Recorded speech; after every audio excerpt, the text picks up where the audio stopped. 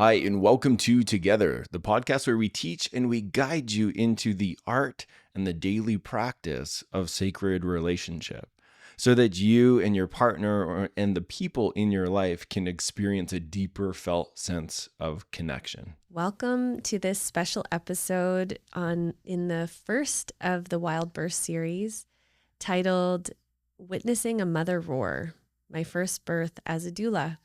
And it's a very special episode because I actually have my beautiful brother and my sister-in-law, Keegan and Ashley, and their 10-week-old son, my nephew, Chester, in the studio. He's sleeping on his mama's chest in the carrier.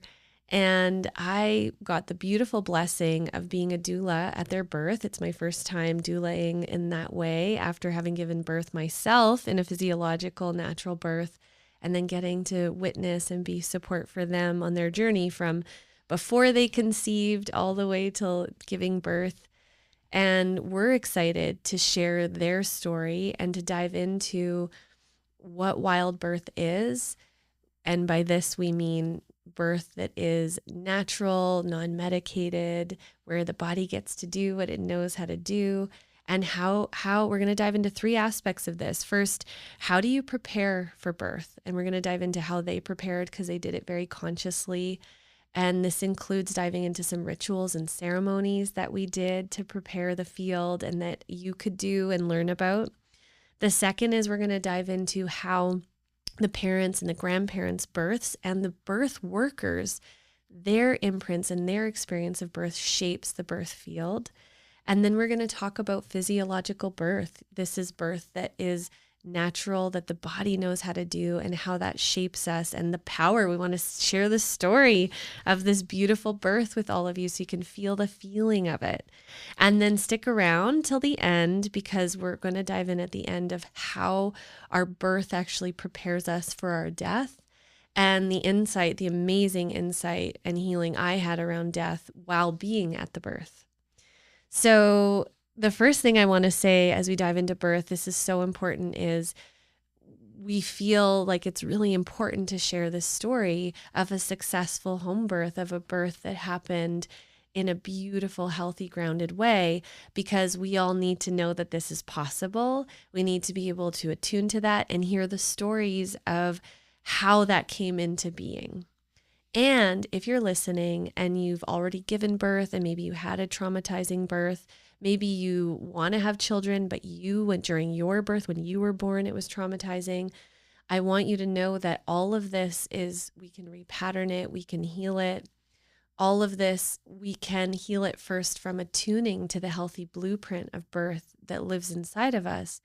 And then also by unwinding what is alive in our own nervous system and body. So as you're listening, you might have some shame come up or some pain come up, and just know that whatever happened in your birth, when you were born or when giving birth, all of it has a wisdom.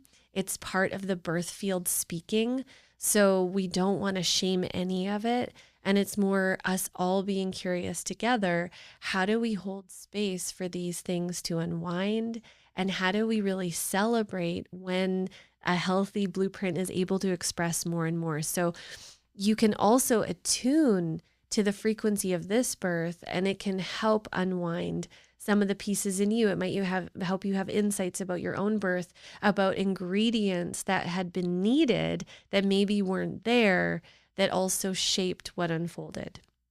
And so there's so much love for all the birth stories and journeying into how to just embody birth in a healthier and healthier, wholer and wholer way. I want to say holier and holier way. Ooh. So welcome, Keegan and Ashley. Hi, thanks for having us. Yeah, happy to be here. And what's really special is the way that they came to start living in the Slocan Valley. And actually, my journey with Ashley, when Keegan met Ashley, began just after I was only a few months pregnant. And so you really came into my world as I was on that journey. And then it was actually after I had given birth here in the valley in a cabin on the mountain, and they came out to visit and meet my little guy, Cedar, that they realized they wanted to move to the Slocan Valley. And so then they moved here. And so I've gotten to be very intimately a part of their journey of wanting to have a child, of wanting to become parents, and then consciously taking the steps towards that. And so I'd love to just hear from you both about what do you feel was important in preparing for this kind of birth? Go ahead. Yeah, it's funny as you're talking about that right now, is that was probably the first step of us really acknowledging family and seeing you birth in such an, or not seeing, but hearing of you Yes. birthing in such a beautiful way in such a beautiful space, and then visiting um, and seeing little Cedar living his best life out here was probably the first inkling in our minds of this is where we would want to raise a family. Mm-hmm. Yeah, and I remember like when we were like coming into the valley, I just had this like even before we came and saw you guys, I had this ping of like I want to be here, of like it was just like a calling home, and like I've never had that experience before or like knew like what it was, but when we were here over the course of like that 3 or 4 days, like every day it was like more and more and more and just so many signs and of like, oh no, like this feels right and like we want to be here. And um yeah, and then 6 months later everything aligned and yeah, and we were here, and we've even been reflecting a little bit that if we hadn't moved here, if we were still back in Alberta, that like for one, if we had a child, it wouldn't be Chester, it would be a different little being. And like we might not even like have been in that realm of being like actually ready to have a child, like being at the, like the space where we are now. And so like coming to the valley was a very big like initiation for us into just kind of taking those first steps and like really achieving like our dream and like going in the direction that we were being called to and just really following that really intentionally. um And I think a big part for both of us, we've talked recently, was we kind of had the imprint growing up um, that, well, you graduate high school and then the partner you're with when you graduate high school, that's who you get married to. And then you have a baby, and that there's like certain steps that need to get ticked off.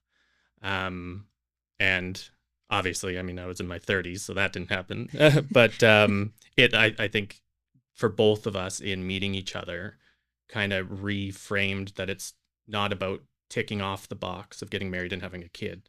It's about making sure we're ready and calling in Chester and calling in the space to bring him in. So it became very more intentional, a lot more intentional, and conscious, and then resulted in us looking at ourselves and doing the work and kind of putting in the effort to be ready. And I think that was a really big shift that happened when we met each other also. mm-hmm. Yeah. Yeah. Well, and I love what you're speaking about there because I actually spoke about this at an event in Vancouver at the Awakening Her, just this idea that conscious birth actually begins way before we even conceive. And I really feel like these little ones, their soul comes in and can start preparing the field to be more coherent and more aligned for them well before they come into physical form. And, I think this is happening whether parents are conscious of it or not, right? But then the more consciousness we bring to it, we can actually align ourselves to it more and more. And the way that they'll sort of, life will organize if we choose to align in that way, will organize for what's going to allow this soul to come in. And again, I'm going to use that word again, coherence, because when I think of what allows birth to happen with more ease and grace is when there's enough coherence in the field, in the nervous system and in the field. And so being in the right place, having the right kind of support, life having aligned in the right way is going to allow more coherence. And then the body can do its thing and little ones can come in a more coherent way. And I know watching you two it was so beautiful to feel the intention for several years of that, right? Of I'm preparing. And it was really powerful, Ashley, to hear you really own I'm preparing to be a mother. We're not trying to conceive yet, but we're preparing, I'm preparing. And really having that time beforehand, because this is the preparing the soil, right? And again, like I feel like I was being prepared for like 5 years, maybe even 10 years before having Cedar. But then there was that time right before, and I feel like I'm in that now for calling in my next child of just like where, and almost like the field starts to feel different. I know for me, it's like things are starting to slow down. There's more, I'm looking for ground. I'm looking for roots. I'm looking for stability. Like there's just, and yeah, I'd love to hear too, as you got into that time window, what were some of the helpful things that you feel you did in preparing that made a difference? Well, like all of the work that we did together and that was like pretty much like all like really like that was like that whole bundle of the constellation work, the weekend like up in New Denver at the Sacred Womb. Thank you, the Sacred Womb. Like that was really, yeah, that was really potent and just like really getting in touch with myself too. Of because like my nervous system when we come out here was like absolutely shot. And so it was like a lot of just really looking inward and finding myself and what parts were coming up that needed to be seen and heard and witnessed. And there were so many different layers that like I wouldn't have expected in preparing to become a mom, but that just one little thing after another. And every time it was getting lighter and easier. So yeah, the constellation work was huge. And then also I had done lots of energetic work, like with my mom and a couple other practitioners around like womb clearing, which was really helpful too. And I remember like tuning into my womb and it was like barren and like black and just like really like not there in a way. Like I really wasn't in touch in the way that I wanted to be. And it was kind of shocking because didn't realize it was like that. Like, I don't want to use the word bad, but like I just really wasn't tuned into it. And yeah, and so like realizing like that needed a lot of support and a lot of tending and a lot of love and connection through the energetic work that really helped to just kind of bring back the connection and become vibrant and juicy and awake and like really bring me back in touch with like my feminine self and just that whole part of me that like I really felt had just been turned off for a really, really long time. So yeah, just a lot of the work was just kind of getting to know myself and love myself. And well, and yeah. just to paint a picture too for people listening, they had moved from the city, right? And you'd tried different careers and been in university and this sort of thing. And then moved here where we live now is in the Slocan Valley in British Columbia, about 45 minutes north of Nelson. So it's, wilderness, it's wild. People live a lot more naturally here too. So there's a very real like slowing down in the nervous system. And yeah, so you were in that unwinding too. Mm-hmm. And I feel like this is just key to name because, when women are trying to get pregnant or wanting to have birth, the more aligned we are with nature, the more our nervous system is in a nourishment instead of being overtaxed, then conception will happen easier, pregnancy will be easier, birth will be easier. And the more tension, stress, dysregulation in the nervous system, that's going to affect how all of the hormones work. It's going to affect everything. And so that feels so key, is giving yourself permission and time to land deeper. Like if I think of something that requires deep embodiment, it's bringing life into the world because it's such an embodied thing. And so if we're not in our body, it's going to be hard. It's going to be harder. 100%. Yeah. Mm-hmm. Yeah. And you could even kind of see that play out in just as we were leading up to conception, we were just having just really frank conversations about what our fears were around birth and about being a parent, and being really honest with ourselves and each other about, okay, well, what are the things, the sticky points, and then how do we work on that? But those conversations always happened when we were on a walk or like down by the river, and it kind of added a layer of lightness to which potentially could be difficult conversations, or looking into yourself could be heavy, but it added some levity that then the conversation just kind of flowed and opened up, and just speaking to a lot of those things help that shift. But it's just funny noticing that when we were in nature the most, that those were kind of coming up and more useful. Beautiful. Yeah. And just to name two, thank you for naming that, is we did some beautiful ritual work in preparing. And, a lot of that was with nature. Like before they conceived, we did a really beautiful prayer tying process, right? Where we used tobacco and put it in cloth, and we tied them into the tree with prayers. Yeah. Um, and then also did some different energetic work, like setting crystalline fields with the land and setting the crystalline energy of your family and aligning you to that. And remember, we even like really spoke to the little one's spirit of like, we trust your alignment, we trust your timing. And that was really beautiful, and really calling in the land to be a support for that.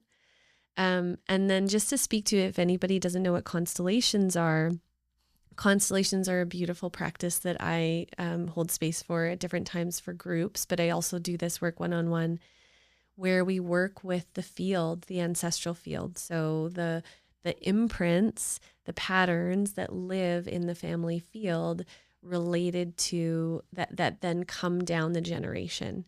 And in particular, one of the ones that Ashley came to was called the sacred womb. And we specifically worked with what was being held in the womb that was ancestral, and worked on unwinding it. And also just bringing consciousness, because most women are walking around and they don't realize that the story, like we can even be really conscious with our womb. But if we don't realize that our mother's story and our grandmother's story and our great-grandmother's story and up the line are actually going to express through us, I think that's where women can get really blindsided, because maybe they are eating well and they are tending to their body and they're doing these things. But then all of a sudden they go to give birth, and this, all of a sudden their body isn't, it's not happening in the way that they were hoping, and things aren't moving in the way that would be aligned for baby to be born at home. And a lot of that is because there's these imprints up the line that haven't been processed, and they're just living in the body.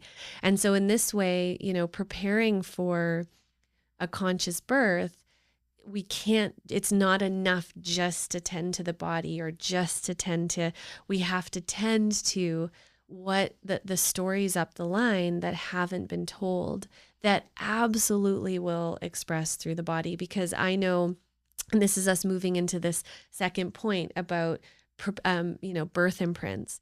And I know, in my birth, for example, I had done a lot of that work of knowing, what had happened in my birth. I was born in the hospital, but I was born vaginally, and what had happened for my grandma and my great grandma. And, lo and behold, in giving birth, the place where I had gotten stuck when I was being born showed up in me giving birth to Cedar, and because I had been stuck in transition for 5 hours, and it was really distressing and all of this, and really lived in my body throughout my life. And then so Cedar, it was time to to move it through transition, and he was stuck for quite a while. But the thing that was cool is because I'd done the work and I knew that that was what was happening, my body and my being was able to work with it in a different way. And I was able to move him through quicker, and there was able to be more support for it. And that ancestral layer was able to heal and have a new experience, where he didn't have this experience of being stuck for so long, and also didn't have the experience of that not being attuned with around what that experience would have been like too. And so this is what happens with birth, is those stories show up. And so I'm curious, how do you feel your birth, your births shaped and showed up in how you prepared, and maybe even in the birth itself? I'll start again. I was actually lucky enough that I was born at home. So our brother and myself were both home births. So I had the imprint of being born in a safe space with family around, with my dad there. Um, and so it never even occurred to me, to be honest with you, that I wouldn't have a child at home. Um, but so I feel I was lucky in that way. Um, and then around my birth, so two weeks before I was born, my maternal grandfather passed away. So in the time when I was coming into the world, there was a lot of grief. My mom was obviously grieving the loss of her father. Her mom was grieving the loss of her husband, and her sisters were also grieving the loss of their father. So there was just a lot of grief, and And your siblings, like totally, me and my yeah. brother, were in our first experience of a big death. So Mhm. there was like a lot of disorientation too. Totally, Yeah. yeah. And at the same time, my dad's parents weren't actually talking to my family, so a lot of the support system that would have been there was either not there or fractured due to their own emotional processes. And so I think a lot of that has kind of played out in my life, and leading up to conception, I kind of confronted that and did work around how that's presenting in myself and not feeling supported, and um, different things like that. So I did the work leading up to, and obviously it's still kind of lingering, but then leading into our birth, um, it was really helpful to then name and call in the support I would like to have. So calling you in and having you there to support Ashley, but also me as a dad. The hardest thing I think for any partner is to watch their partner be in immense pain, and knowing that there's nothing they can do and they're not really supposed to stop the pain. Um, but having you there, and really being aware that that's going to be the case, and to like work with it and sit with it, and then just reach a point where you just kind of surrender, and then just support, and hold her hand and cry from time to time, and be present. But I think knowing what I was born into helped me leading up to be like, okay, this this is the case I was in, and this is how I would like Chester to be born in. How do I like connect those, and bridge that gap in a way, and kind of heal my own birth to bring in more support, and have Ashley know that there's people around, and having you there. So I think just being aware of all that was going on, was helpful. Awareness is always helpful. But then to do the work to block it off, and to make the change was really big. And then also you did some work with the grief too. Yeah, because in myself, I've always felt immense grief, and I wasn't sure where it was coming from, or it seemed dysregulated. And so there was, in one of the I can't remember the name of it, but it was a multi-week thing we did with you. It presented, in Leading in Love. Yes, Yeah. thank you, Leading in Love. It presented that, oh yeah, this grief that I've been feeling my whole life is from this time that I came into all that grief, and that it's not mine, necessarily all mine. And so then shedding that grief, and allowing it to be felt in an appropriate, healthy, safe manner, kind of remove that, and then I could be very present. And I think not having the grief also removed a lot of the fear that I would have had in in the birthing field at that time. You did that grief ritual too. Yes. Oh, Yeah. yes. Yeah. Forgot about that one. Yeah. So again, just the awareness and then the willingness to do the work. And I think in service to, wanting to bring in Chester in the best environment and kind of break generational bounds. And I feel like this is such an important point because, it was so palpable in the birth field. I could feel it, and it was so profound to feel how because it was me and Keegan holding space for Ashley. It was Keegan and Ashley did a big chunk, just the two of them, and then I came in, and then just towards the end, Lisa, the midwife, came in.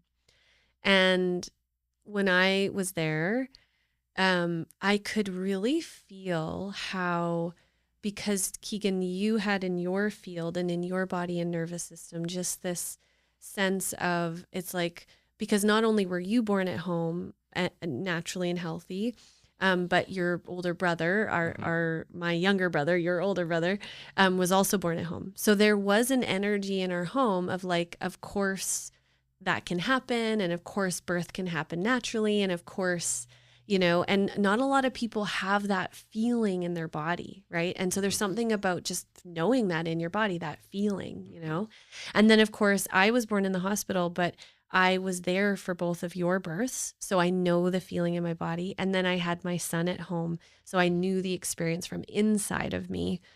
And again, all of these happening without complications, right? Like not having to go get extra help. And I could feel how that being in the field just created such a trust.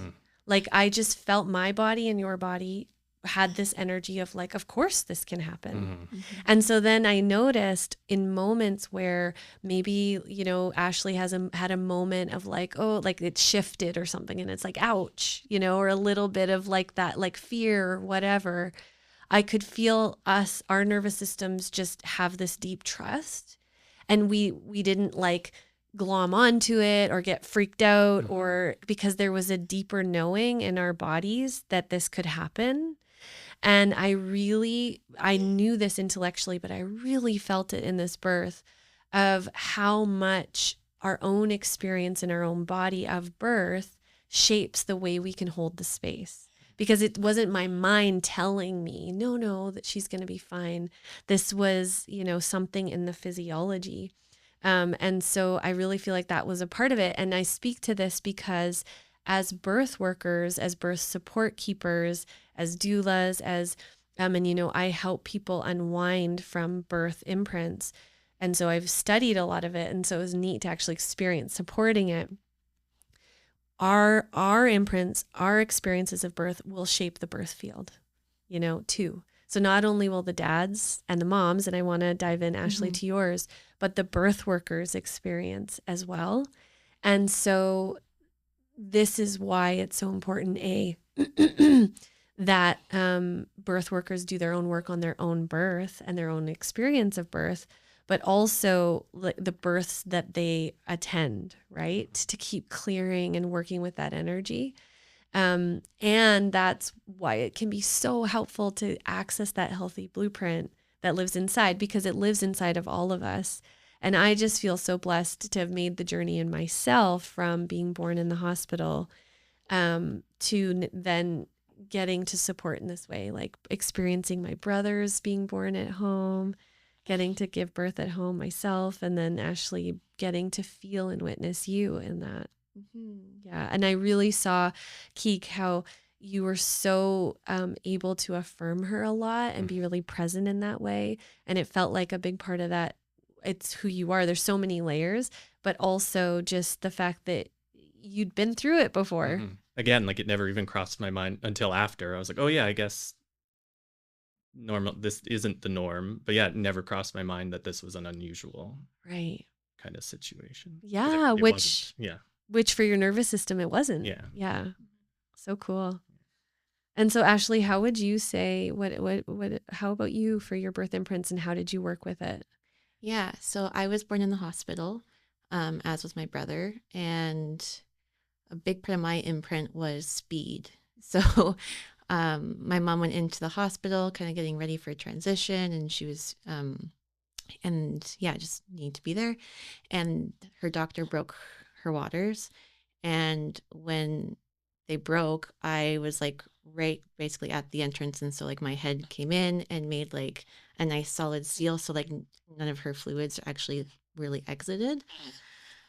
Um, and yeah, so she started pushing, and she maybe like pushed for like 20-30 minutes. It was really fast. And when I came, like the water like pushed me out of her. So like the story is that like I literally shot out of my mom's vagina, and the doctor caught me like in the air.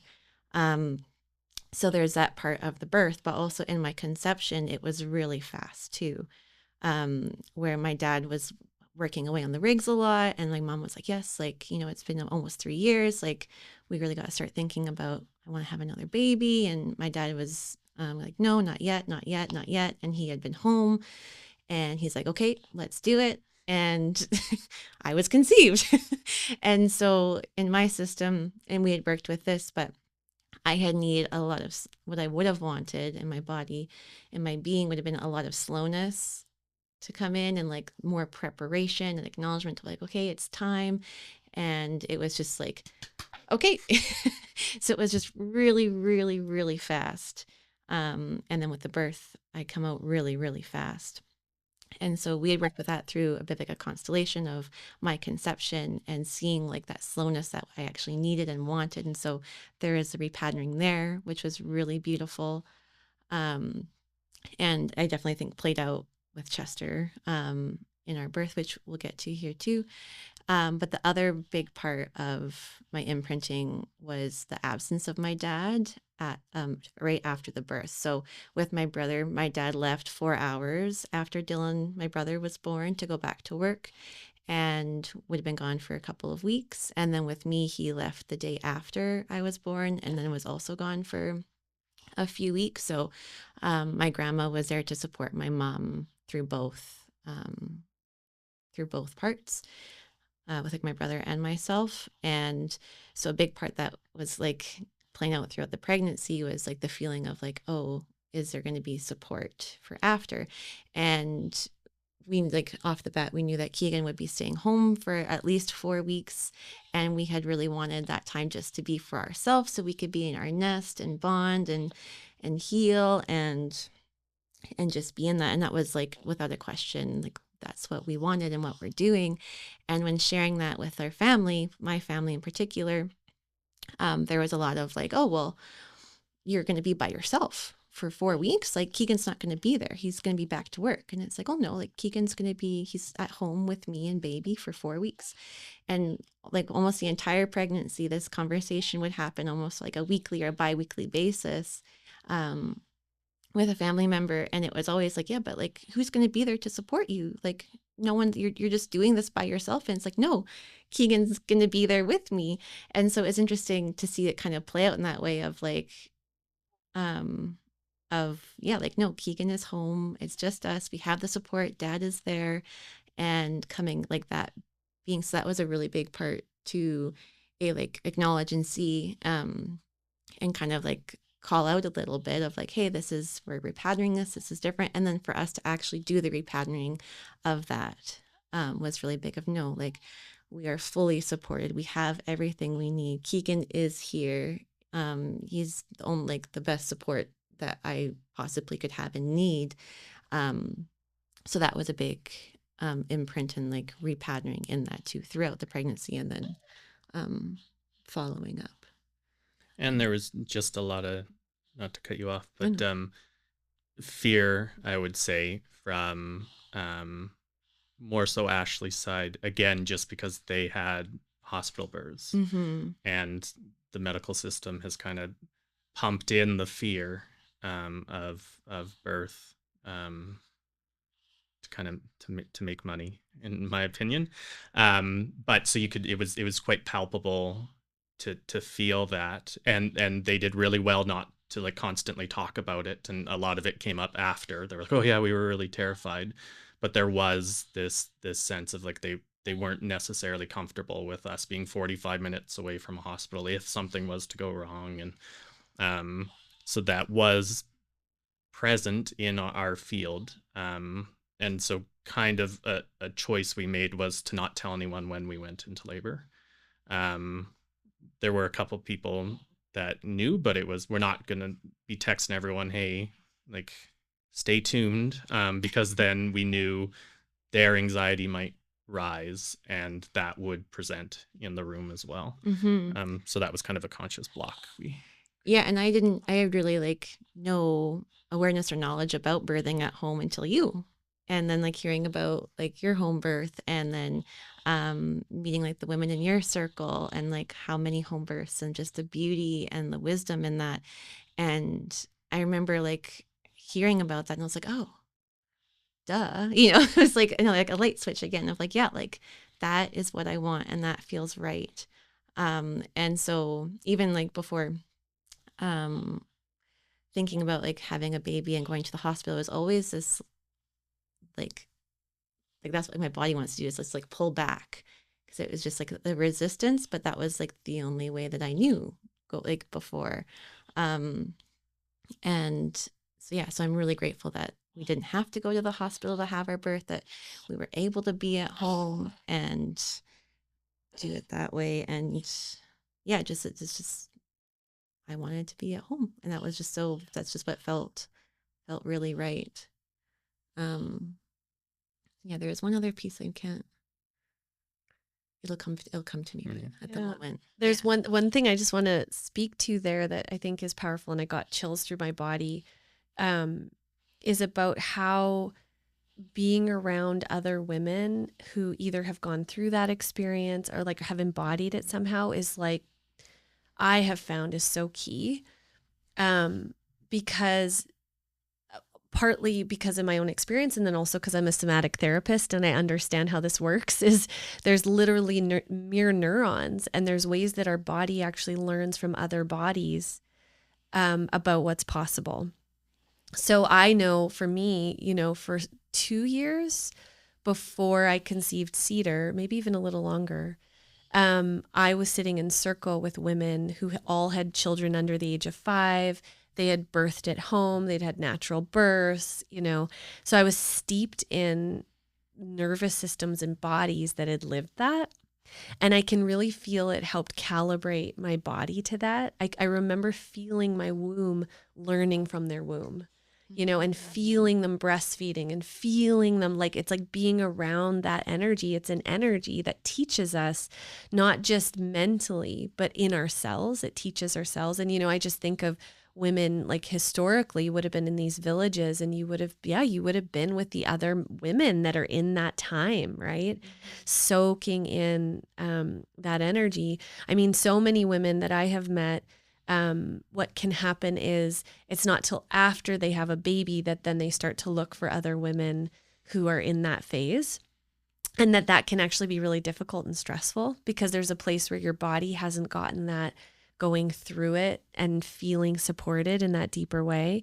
And then also, I really do feel if you don't have that around you in any way, it'll make it harder for your body to feel the way forward. And that's just how our bodies work. You can still totally work it. But if you can get around women who are embodying motherhood and that journey in the way that you want to embody, it'll help your cells learn it. And I even really felt that when we were in your birth. I could literally feel, again, I'm a somatic therapist, so I track these things very closely. I could feel, Ashley, like these moments where it was almost like my body, like I remembered being in that part of birth. And it was like I remembered the feeling in my body. And it was like my body was like a sonar, and we were pinging off each other. And I could feel, it's like, whoa, in that way, it's like my body is like saying, hey, I went through that, and this is the way, almost. And then also getting to just deeply mirror back, like, yes, this is it. I remember knowing where you were at in the birth process, because I could feel it in my own body. Mm-hmm. And then I could affirm back, yeah, this is it. You've moved into the next phase. Like, you're in it. This is just right, you know? Yeah, and I remember that like really starkly, the moment when it was like, I need Courtney, because it was like my body was like craving you, of like wanting that mirror to like just be in that experience together, and then have you to like guide and just hold that to like reflect where I was. Yeah, I like through all the parts, I remember just like my body just being like, oh yeah, there she is, like we're safe, like we know what's happening, like everyone here knows what's, like just being in that attunement. Because that was one thing that I tried but didn't really follow through, was like doing like a lot of reading around all the different parts of birth. Because when I would read it, like it was like in my brain and then gone, like I could not retain any of it. And I attribute that to, if I really fixate on it, like I would have been so focused on the birth of like, okay, now I'm at this stage. I got to be at this stage within this time, and like kind of that speed factor and that timing factor of like my imprinting. And so it was like my nervous system, like my body's way of like, no, like don't hold on to this information, because you just need to be in it and be in your body. And then, Keegan and Courtney are there to like help, like let you know where you are and to hold you. And so that's what it was. And that was so beautiful, because I had so much trust in my body and in baby too, that I could just let myself relax and surrender into it. Where like I had no worries of what stage I was at or where we were, because I knew that we were just on the path, and that I just fully trusted my body and him to do what we needed to do. And we did it. Yeah.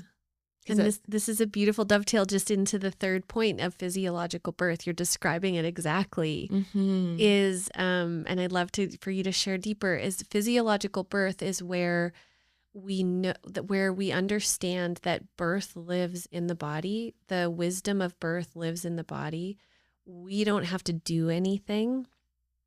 We just have to, first of all, mama's job is to like be in her body and surrender to the body, and to open. And then the birth field's job is to affirm mama and create as safe of a space as you can, and as clear of a space as you can, to just go on the journey. And in physiological birth, we understand that it's also going to play out different depending on the baby and the mama. And so when we get too narrow of like, this needs to happen, this needs to happen, this needs to happen, this needs to happen, we can actually then go into a panic about things not happening in the right way, and start to interfere and intervene, instead of allowing the spaciousness and the trust for that mama's body to find its way.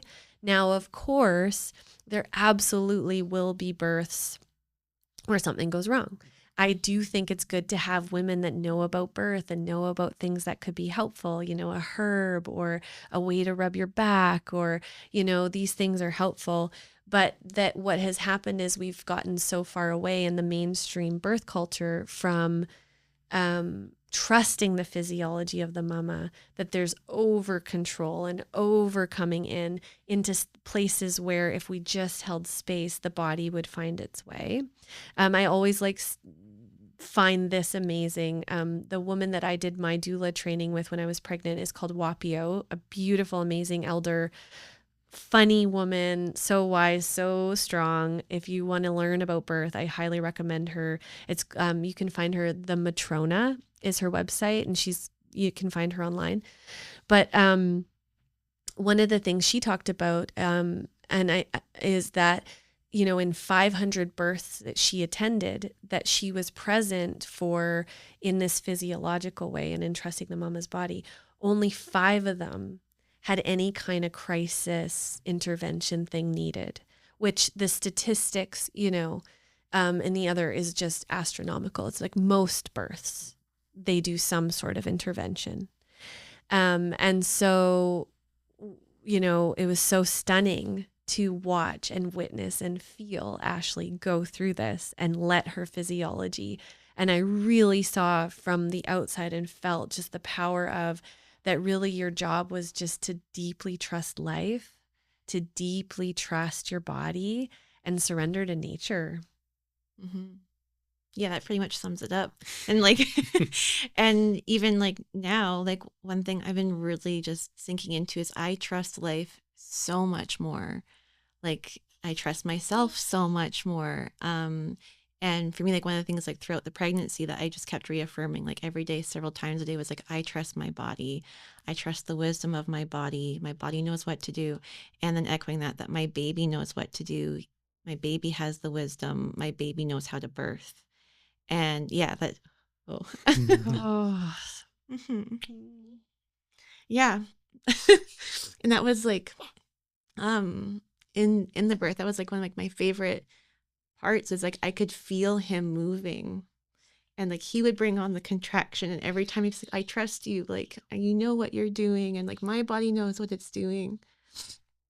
And it was just like, and like having, and like really having felt that throughout the pregnancy and then reaffirming that through the birth, it was like it allowed me to just surrender so much more easily. I'm like, oh yeah, like this is the way, this is happening, and we've got each other, and like I've got you, and just yeah, that's exactly what you did.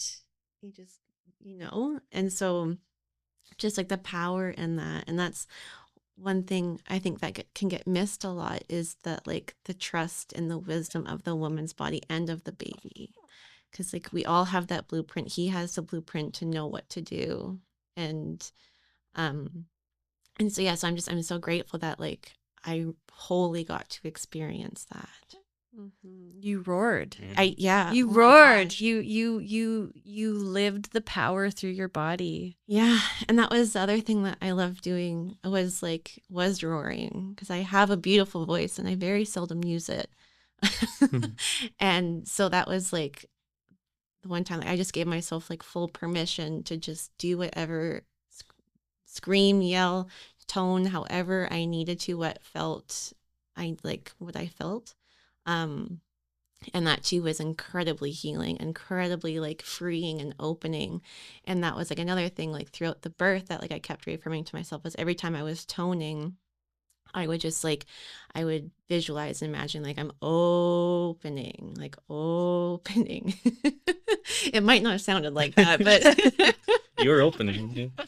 and yeah, and just like that, the visualization and just the trust and yeah, just allowing it to be what it needed to be, and not trying to control it. Just almost like in a way, like being witness to my birth. Like I'm at, kind of like leaving my body a bit and just being able to just like trusting and sinking. And yeah, it was so amazing. We'd do it all over, all over Probably again. will. Yeah.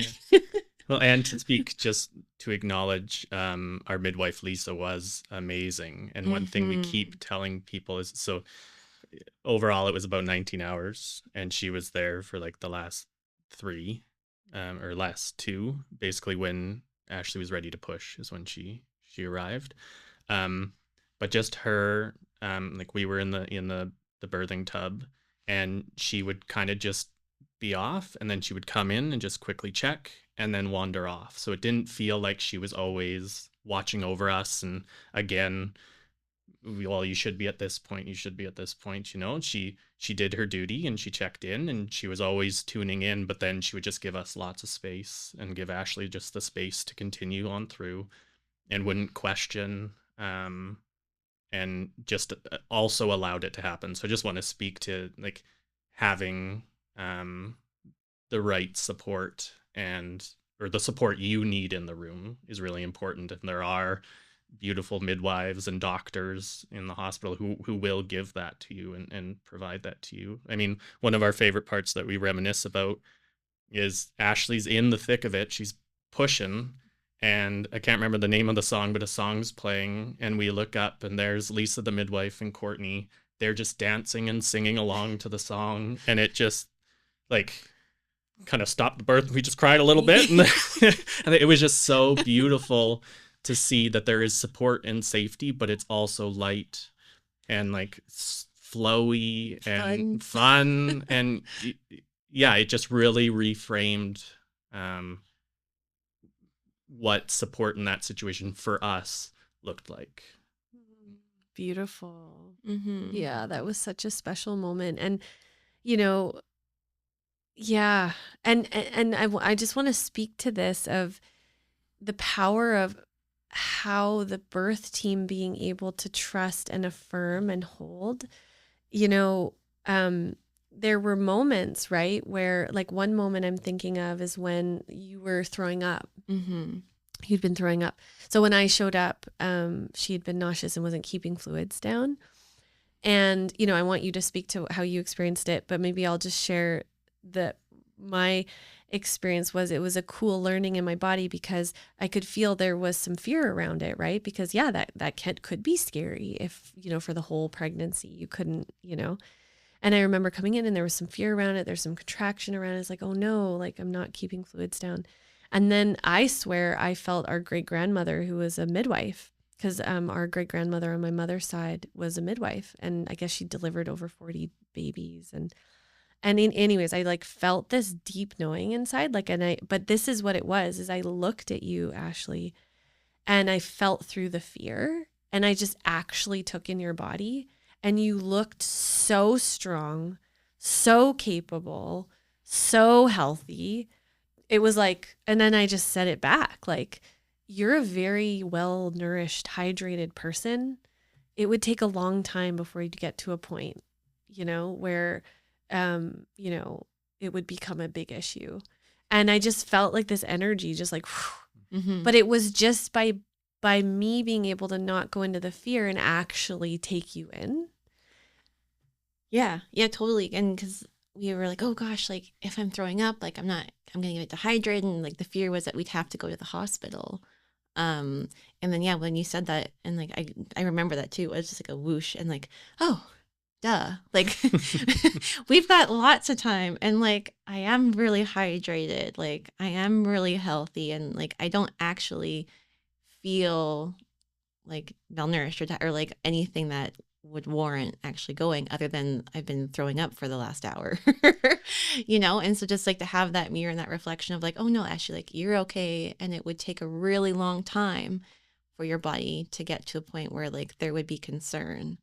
So yeah, just like having that that mirroring and just like, oh yeah, oh, I'm good. We're good. And then and that was it. And then we had a homeopath. You gave me a homeopath, and then that fixed everything. And I was able to keep fluids down and food down.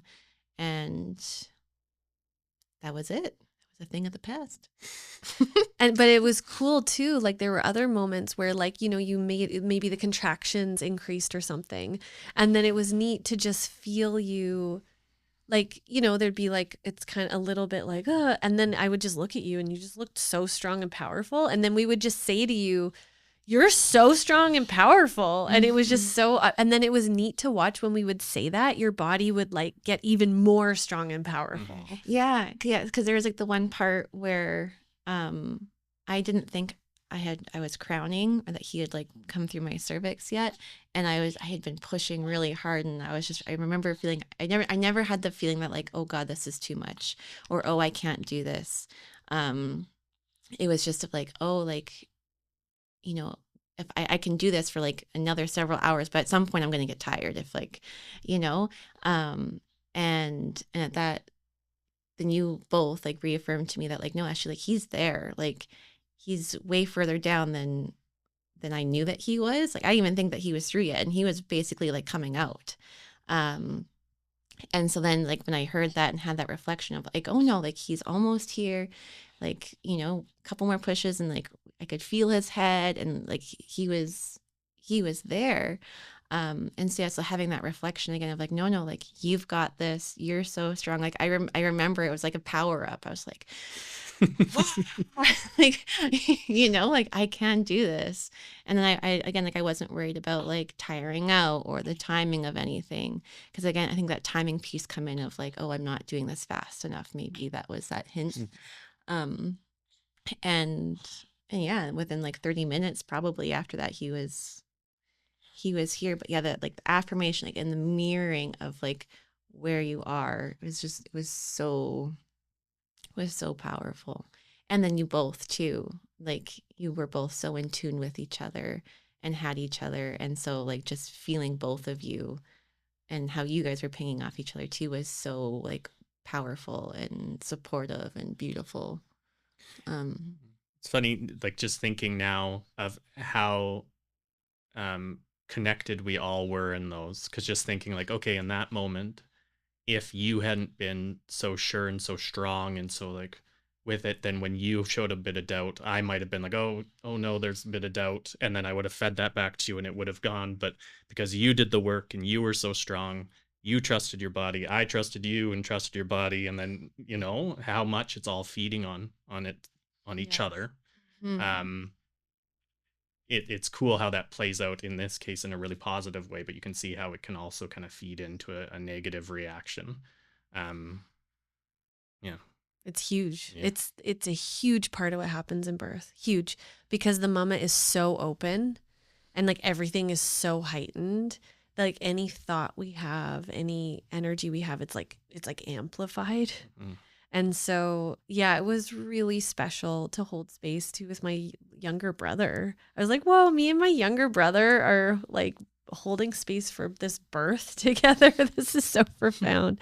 And I feel like this is a good place for us to just kind of like land, is also the love between the two of you, you know, and this podcast, it's about conscious parenting, but it's also about sacred relationship and really feeling like your bond and how you really intentionally laid the ground and built your connection together to be able to go through it in a connected way.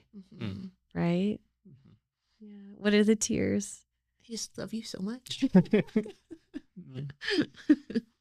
Yeah. And so it's like nice, like feeling that's like you've been witness to that too. And so, yeah. Yeah.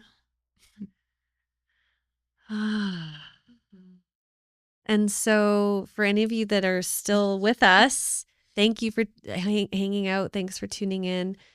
The bonus. So about death. Something interesting is that, so the patterns that are laid from how we're conceived and born play out through our whole life. They shape the unfolding of our life. And if you want to know more about this, I actually have a free lead magnet on my website, courtneywren.com, where I actually go into this way more and the layers of how we're imprinted and actually how to work with it relationally. So to map your own relational blueprints. But essentially, you know, I had heard this as a somatic therapist, and I understood this on a level that how we are born is how we die. You know, it lays these imprints. And during Chester's birth, it was in a moment where you were so deeply in your physiological birth. And first of all, I want to say I felt myself from being with a physiological birth like that, where you surrendered and nature birthed him so naturally. It has built such a deep trust in life, in my body and nervous system. I feel a much deeper trust in life, a much deeper trust. And seeing it with my eyes, because I experienced it myself, but seeing it with my eyes, it's like it created a feedback loop of like, you can trust life. And I remember in a really big moment of that, I all of a sudden got this huge healing in my body of like, oh, that's what death is. Like that my body also knows how to die. And something in my body released, like a fear of death or a fear of like, oh, my body knows how to die. I don't need to be afraid of death. It knows how, just like it knows how to birth, it knows how to die. And there was this deep settling that happened, and almost like I never even knew that the fear that lived in me about death was actually like an unconscious thing of like, well, how will I do it? And what will it be like? And instead just this deep, like life knows, it knows how to. And then as that was landing in my body, oh, this is where I get emotional, is I felt how, you know, hopefully, and I'm quite certain we won't be there when Chester dies, you know, we'll be gone. But then I felt that we'll be there because we just laid this field around him of what that transition was. And so we'll be there when he dies. Yeah. And it'll be so beautiful. And I got on such a deeper level. I understood what it means to be an ancestor. Because you're actually laying these imprints into the field. And such a deep, profound, powerful thing. Yeah. Like it doesn't have to be scary, like, and like hearing that it's like it's very comforting. Like knowing that no, we're not going to be there. But knowing how he will pass and how he will go through that, it will be so loving and supportive and trusting, Yeah. And so that is just like, it's like an immense, like, oh, yeah. Yeah. And again, for any of us where it's like, oh no, like my birth didn't happen that way, but the beauty is as we unwind these things and we heal them, we are actually rewriting our death. We're rewriting our birth and we're rewriting our death. And I feel like my experience of birth in my body was rewritten in Chester's birth, just being there. And I also feel like my template of death was rewritten in my body just from being there. And that is the power of how much our nervous system can rewire. And then that's the way that the different generations heal each other too, right? And so thank you so much for welcoming me into the field to be a part of that. Thanks for being Yeah, there. wasn't Never a question. Like, no. So yep, Courtney's got to be there. Yep. Yeah.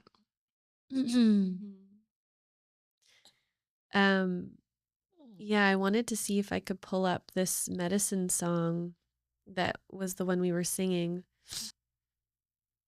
And may all mothers know that they are loved. And may all sisters know that they are strong. And may all daughters know that they are powerful. That the fire of the goddess may burn on. That the fire of the goddess may burn on. And may all sisters know that they are loved. And may all mothers know that they are strong. And may all daughters know that they are worthy. That the circle of women may live on. That the circle of women may live on.